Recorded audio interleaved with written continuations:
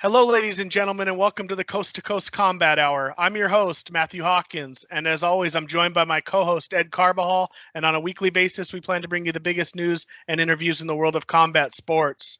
This week, we're joined by Bellator 229 fighter Mooka Barnes, getting ready for another fight out at the Forum. James, thanks for joining us. Thank you. Is it 228 or 229? I thought you were fighting. You're right. It is 228. I'm going to 229 the following week at Pachanga. So Yeah. correction, it is 228. All right, Mooka, who are you fighting? Because I was trying to look at the card and I didn't see an opponent for you. His name is David Duran. Duran, like Roberto Duran? Yes. Yeah, that's who you're listed on the Bellator site, but a couple of the other sites are a little behind on uploading some of their cards. So he looks like another California fighter. A lot of stuff out of Combate, as well as a couple other Bellator bouts and Gladiator Challenge where you've competed. How much do you know about your opponent? I actually fought him as a amateur. Beginning of the fight, I shot in, and he caught a guillotine and finished with a guillotine. So you finished him with a guillotine? No, he finished me with a guillotine. Oh, so this is one you can get back then. Oh yeah. Nice. But one at a pro level here. So so you train out of Temecula. Are you at a Team Quest with Dan Henderson's gym? Yes, sir. How did you get involved there? Are you from around the area? No, a friend of mine is one of Dan's striking coach. His name is Gustavo Parisi. And I went to college with him, and we connected. He saw me at a Bellator fight and invited me over. I started taking the striking classes, and then just continued from there. So, Mooka, I gotta ask you because we asked just before we started recording. You know, they have Mooka listed as your nickname. James Mooka Barnes on Sherdog and I think Tapology as well. So you want to tell us where the name comes from and why you prefer it? I prefer it because it gives me a little bit of a secret. If people want to get to know me, they have to kind of look into me. But I just come from wrestling. So with your wrestling background, sorry, man, because I know he had mentioned the past that you have with Duran and the way that you said you lost, but obviously you've grown a lot since then. I mean, you got 8 wins by submission. Yes. So you've competed in combat jiu-jitsu, right? Yes. So yeah. So who do you think it has evolved more since that last fight? And do you think you're going to surprise this guy with obviously, with the submission loss? Is that would you want to pay him back by submitting him, given that you got so many wins by submission? Not so much I'm like going for the submission or like directing myself towards submission, but my plan is to run him over. Nice. What now you've got listed at 15 pro fights. Is that accurate? 11-4, is that fairly accurate? I know usually some get lost. I believe there's a few missing, but I didn't keep track. So, but it has you listed at starting in 2014. So roughly in about 5 years, you've got about 15 plus minus, give or take a fight here and there. So you've been really active since you started your pro career. Has that always been a goal of yours? Is this something, a lot of guys get into it and it seems like it's like I'm going to test the waters. Seems like you jumped in it and really haven't stopped. Yeah, I really was looking to fight every other month, if not every month. It just, if I'm healthy, I'd like to fight. And then you get those fights where you get lined up to fight somebody and then your opponent backs out. Or you get hurt or unhealthy and something happens. But I really was looking to do like every other month or, between every 3 months. I want to stay active. I noticed that with guys that come from wrestling, you just said that you have a wrestling background. That's how you got into this, right? Yes, sir. So I just know. I mean, you must be the 3rd or 4th fighter that I've interviewed that has mentioned their wrestling background and seems to be comfortable with being so active. I mean, considering the damage you take in fights, not just you. I'm saying in general, the fighters that obviously no one walks away unscathed. How does your body handle it? You ice cryo therapy anywhere you can go to get therapy. Um, uh, it hurts, but at the same time, your job is to push through. You are a fighter. If you're going to fight, hurt or not, I would still take a fight. Now, I'm assuming based off of your record and the amount of fights you've been lucky so far and avoided any major injuries Yes, that have kept you out a long time. I've broken a rib or two here and there. Like sprained the ankle, shoulder injury here and there, but nothing that needed surgery. Man, that's crazy.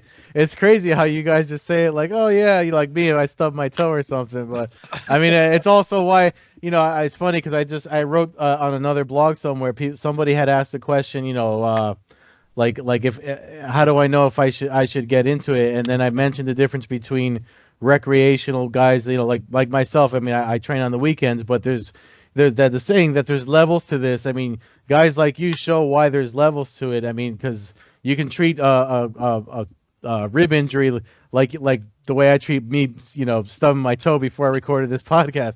So that's just something that I feel like fans need to take note of before, when they go to events. Sometimes they it's easy to be an armchair quarterback or whatever you want to call it. But you said that you had fun at the combat jiu-jitsu thing.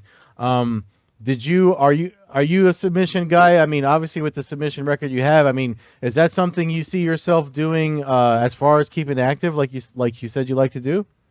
Yes, I love jiu-jitsu.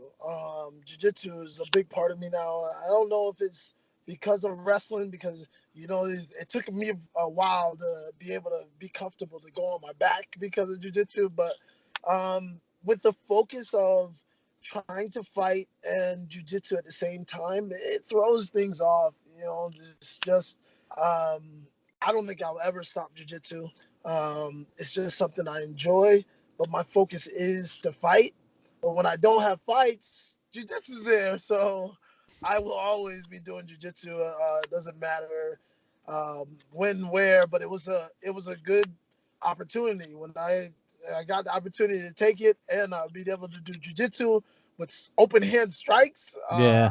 I was excited. Yeah, I spoke with Vinicius de Jesus, who competed in the welterweight one they just had a couple of weeks ago, and asking him the same thing because he actually had his match, and then a few weeks later he competed actually last weekend at over here on the East Coast at CES 58. So I'm gonna ask you the same thing I asked him. So with being able to strike in a situation like combat jiu-jitsu, how hard is it for you to differentiate the rules when you're at live action, like in a jiu-jitsu match like that versus withholding or cutting loose in an MMA fight? Has it been hard on the mental side? Because the first guy I went against, he was a guard puller.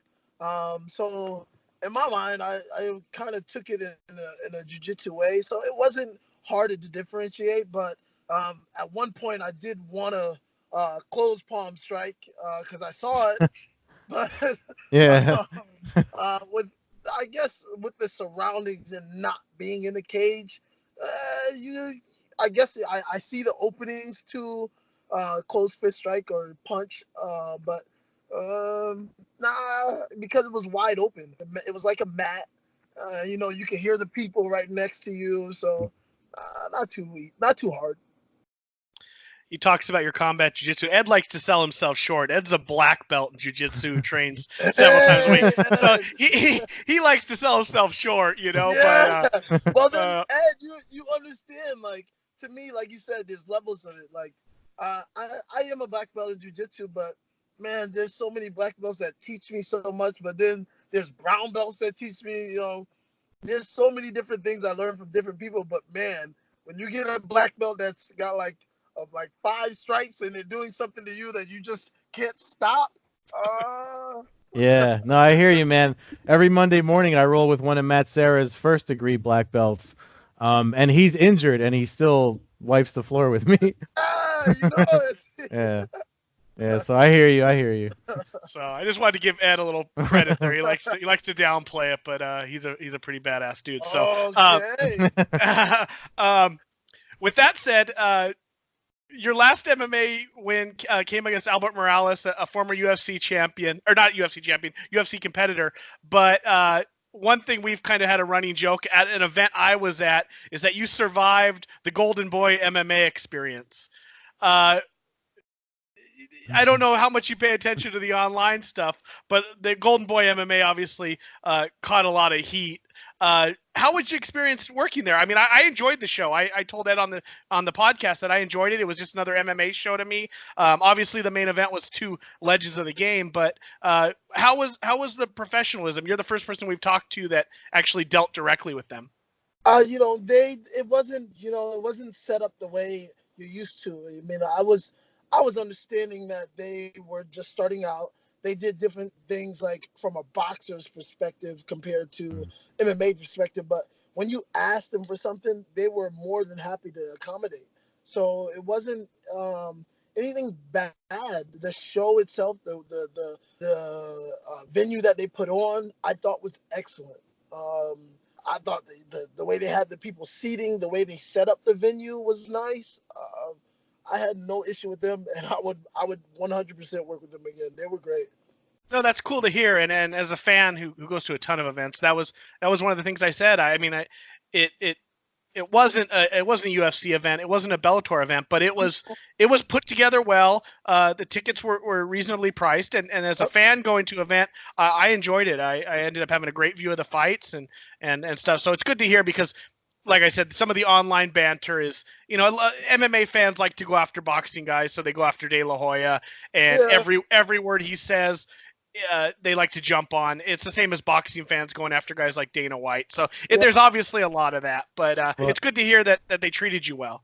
Yep, they did, and not any problem at all. Like I said, they just did things different, and not everybody was ready for that, but I kind of was.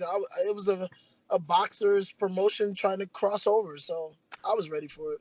I mean, it's nice to hear that you were cool with it and everything. But one of the things, at being on the media side, folks were critical of like the small amount of media they did to build up the event.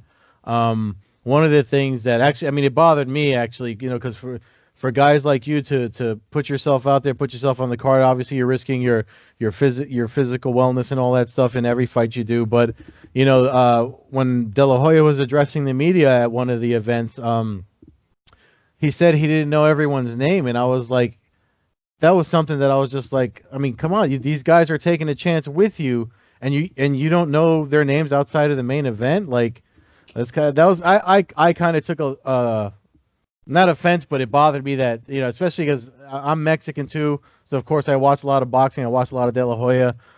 You can't be a Latino growing up in this country and not be a boxing fan. Yep. So so it bothered me, but like, I mean, I was also understanding that it was their first foray. I actually reached out to them to try to get some interviews and stuff for that event, and nobody responded to me. So I feel like maybe they just should have listened to folks that are in the game more. So I don't know if did you ever have a chance to like say, hey, maybe do X, Y, and Z, or ask questions like, are you guys going to promote me at all or anything like that? I didn't. Like I said, it was an opportunity to fight, and I'm always excited to fight. I'm not a big person on like, I guess if there's issues, if I have a question or issues, I'll address it. But like I said, everything that I asked for, or if we were doing, or where did I need, or where did I need to go, they were accommodating. So I just knew it was going to be different, and I wondered about it, but no, I didn't mention anything or add anything to suggestion box. Not personally. Fans of California MMA know that Gladiator Challenge can get a little wild occasionally. Do you have any interesting stories from the Ted Williams promotion out here? I know I've seen some stuff. I imagine behind the scenes it's got to be pretty wild. Behind the scenes, I'm not, because like you said, a lot of my fights came from Gladiator. Ted has been cool with me, and I've been seen anything besides the venues are different. I mean, like some of them are in gyms. The Agua Caliente one was excellent. So you get different venues where it's weird, but I've come. My coach, I guess Thomas Kenny, he has kind of brought me through this whole cycle of fighting and everything, and he's fought at some crazy places. So to me, I'm big on, hey, if we get it in the cage and you're closing it, it's time to go. No big crazy stories. Nothing really with me. I didn't know your coach was Thomas Kenny. That name. I mean, I watched him fighting King of the Cage. God, it's got to be 20 years ago now. Oh, I mean, I remember he fought Thomas Denny. It was Thomas Denny versus Thomas Kenny, and I mean, yeah. I remember. I can't recall everybody he fought, obviously, but the name, he was on almost all those cards from the early days of King of the Cage. So then the early days, I mean, like he's been through a couple of venues that were crazy. So he's told me stories. So the things that I saw, I didn't even compare them.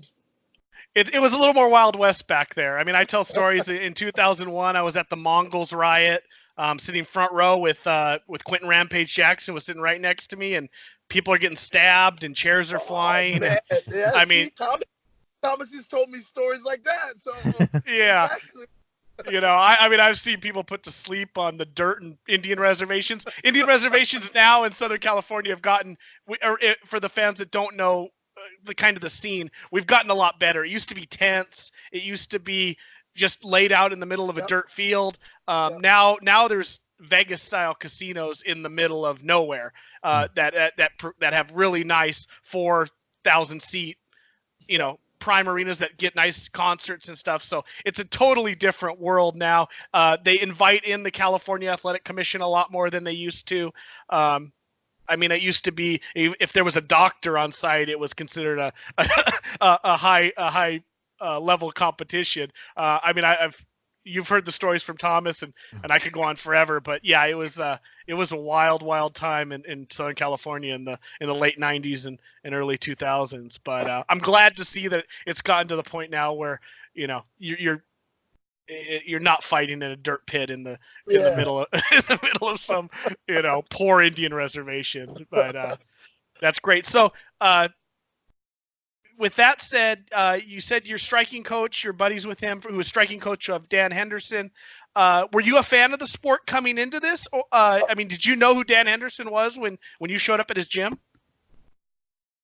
Of course, I was shocked. That starstruck.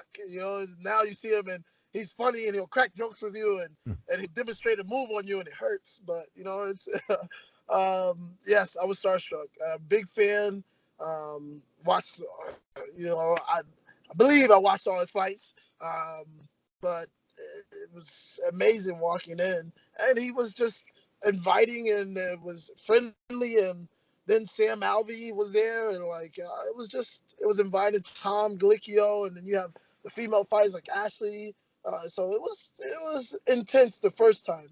Then now you see him every day, and they talk trash to you when you do something wrong, and then you see Joe Stevens in there, and that was another shocking but it was just it was a lot. And now they're just, sometimes you don't even want them to watch you. Is it because you think they're overly critical, or you think they're going to be too hard on you? They just crack. It's funny. They crack jokes. Like it's. I mean, you'll do something right, but it'll be semi wrong, and they'll make fun of it. It's hilarious at the same time, but it's fun. It's a fun environment with those guys. So it's like a family feeling. I'm not gonna lie. Like, those guys are hilarious. They are critical. It's a brutal world out there. Yeah. They're critical, but it's fun. It's all done in fun, and I enjoyed it. Well, yeah, that's how you know. I mean, that's how you know they're being honest with you, though. They got to let you know you're messing up. Otherwise, I mean, if somebody tell you, makes you feel good all the time, they got to be lying to you at some point. So. So as far as your growth in this sport, talking about how you came in and all that, when you looking ahead, obviously with what you're doing with Bellator and trying to fight as often as you are, What do you do for yourself as far as like evolution? I mean, I know you said you're a black belt, but do you have the mindset as I'm forever learning, always a student of the game, or do you think there's things that are like I'm bad at X, Y, and Z, so let me focus on that because I'm good at A, B, and C. I think once you take away from like an area, so in the beginning I wanted to learn boxing just for boxing, so I separated myself from jiu-jitsu, and then Muay Thai, same thing. You had to learn every art for its discipline, but I do consider myself everyday learning. I do consider myself a student of the game, and MMA is mixed martial arts, so to learn one kind of throws off the other. So it has to be done together. After you learn it and you've got the basics, I don't think that there's anybody who can completely master any art, in my mind. I'm pretty sure there's some people that believe that they have, but Mhm. I think I want to evolve every day. I love wrestling. Won't stop wrestling, but these youngsters today, they do moves that I've never seen. So yes, I'm still learning. And jiu-jitsu too, creative ways to hit a kimura or a guillotine. Um, it's fun to me. I'm like a kid in the candy store when they start teaching me different techniques. But then sometimes you get that brain overload where it's too much. Yeah. So I consider myself a student of the game. With all the Grand Prix that Bellator is getting going right now, especially with the 16-man featherweight when they just got going. Obviously, this is probably a stupid question. You've already stated that you love to fight. You want to fight as much. What is the idea of fighting multiple times in a night? Is that something that's would entice you? I know some people aren't as into it. Other people, Syed Awad, for example, was somebody who was like, "I'll fight 6 times in a night." You know, is that something that you would really interest you if somebody were to put on a one-night tournament, for example? I would be interested. My coach probably would tell me not to say that, but I would be interested. I think it's like combat jiu-jitsu. You're gonna feel damaged and bruised up, but coming from wrestling, that's kind of what you deal with is multiple matches in a day. Jiu-jitsu, same thing. And that's how, I mean, I love fighters that say that, and because I think the thing that's missing from some of the old school environment of fighting when we had tournaments that happened on Indian reservations or we had them, is that it kind of created a star in one night. It allowed, now it was brutal on the fighters. A lot of guys took a lot of damage and careers didn't last as long as they do now, but it was able to create, you know, if you go to like UFC, for example, you got a guy like Marco Huas who won one tournament in the UFC and became an instant legend. Now, he had a couple fights here and there in World Valley Tudo Championship and stuff, but he only had about 5 fights or so in the UFC. But the 3 fights he had in one night at UFC 7, I mean, that made him a star.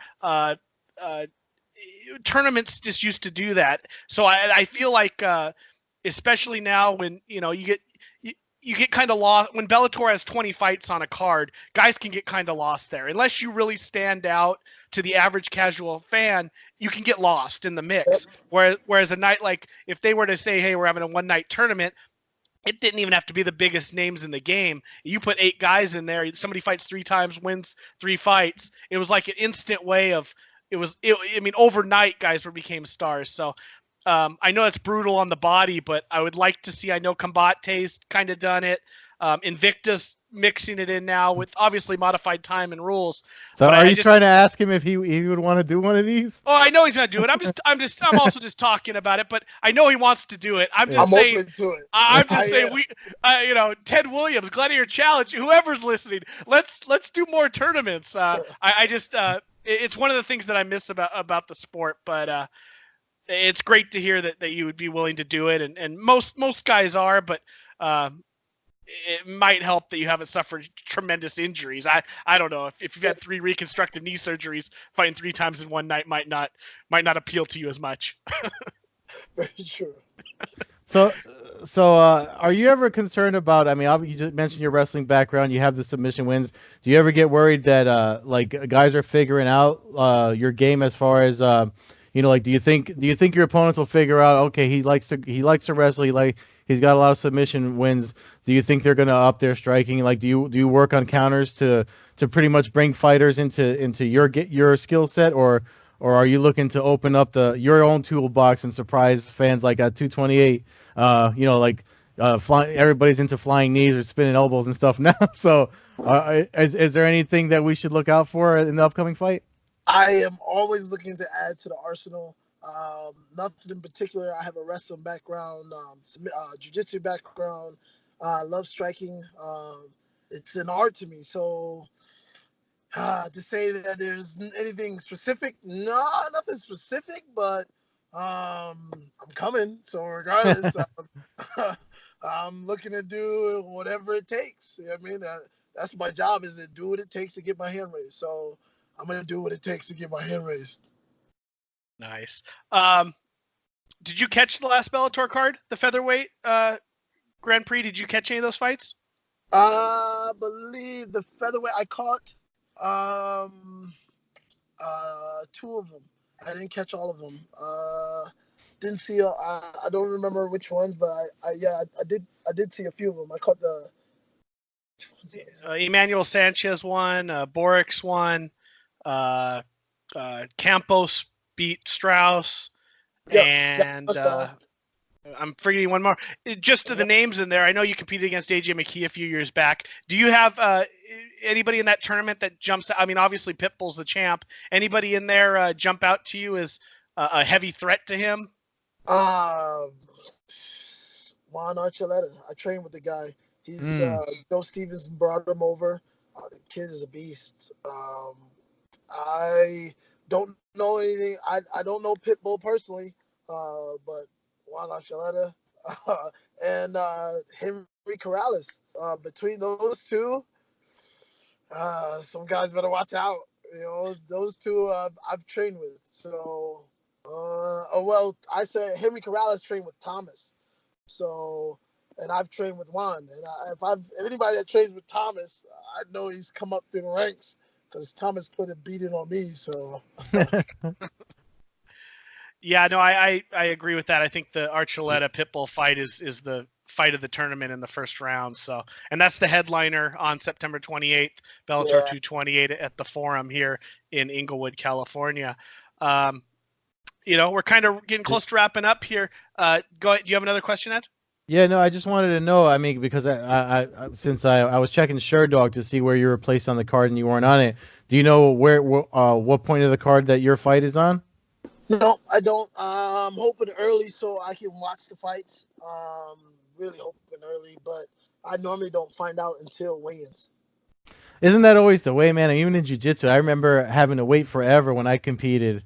That's a pain in the ass. And then That's a pain in the ass. And then they changed it because, like, I mean, I've been training for a long time. They changed it so that, like, now they make the black belts wait now, and I'm like, because they don't want, because obviously more competitors, the guys that pay to get in, there's more white, blue, and purple, and it's like so now they want them to go a little earlier. I mean, here, at least here on the East Coast, and I'm just like, really? So what the hell I get my black belt for? I get it. They want spectators to see black belts for jiu-jitsu, but I think that all the other fights should be before the main card. I get it. They run out of time, and TV time has to be scheduled, but yeah, I mean, I would like to enjoy the fights too, because when I'm in the back, I'm not going to really pay attention to the fights. I got to focus. So it's different. It's a pain in the ass, like you said. Yeah, well, I'm looking forward to yours. I hope you do well. Ooh, me too.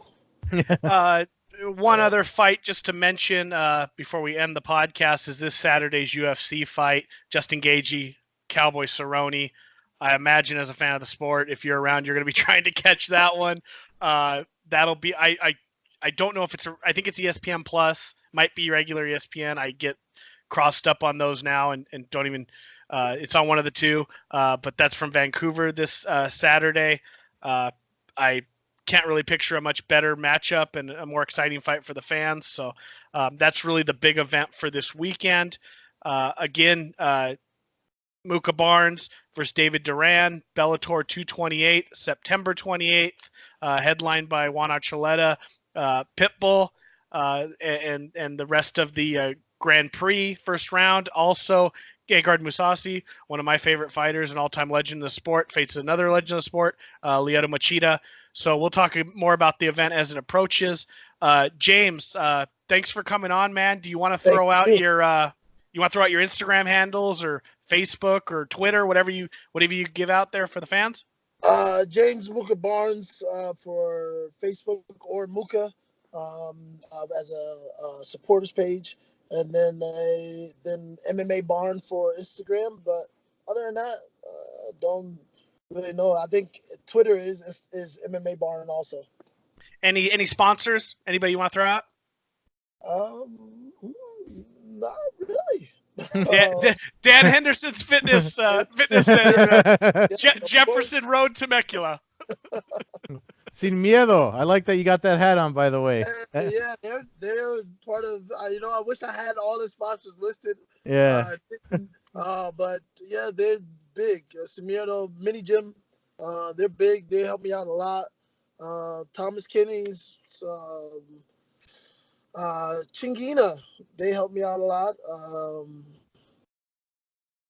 I don't remember the other ones. Caught me off guard, Matt. That's all right. We'll talk to you after you win at Bellator 228, and you can catch up with them. Well, we'll tag them on all the social media for you.